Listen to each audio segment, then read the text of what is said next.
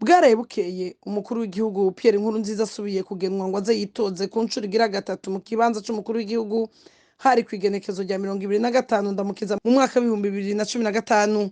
Imyiyerekano yo kwiyamiriza ico kiringo yaciye itangura ku mugwa mukuru w'ubutunzi Bujumbura.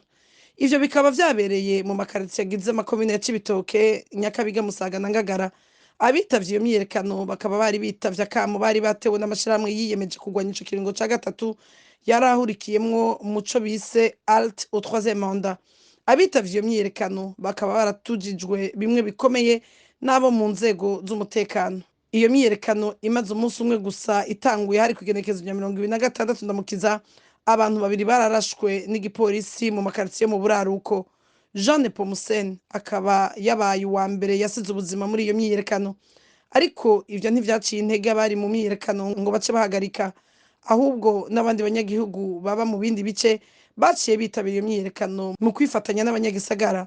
Kubera amabi yakorewe abari mu myiyerekano n'abo mu nzego z'umutekano yari yimonogoje, amakungu yarasavye umukuru w'igihugu Petero Nkurunziza ngo asubize ku murongo abo mu nzego z'umutekano bakora ayo mabi, ariko nta cakozwe. Ahubwo ubwicanyi no kunyuruza abantu vyariyongereye, hatibagiwe isinzi ry'abarundi bahunze igihugu.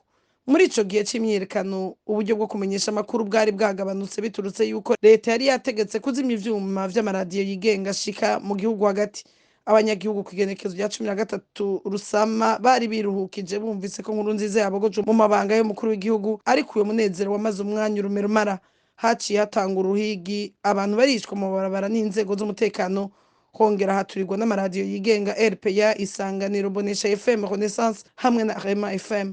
Ivyo vyose bikaba vyakozwe mu ntumbero yuko ubutegetsi bukora ubwicanyi atakaryogora, nk'uko vyabaye kw'igenekezo rya 12 na 13 Kigarama, aho inganda zatikiye atacamira.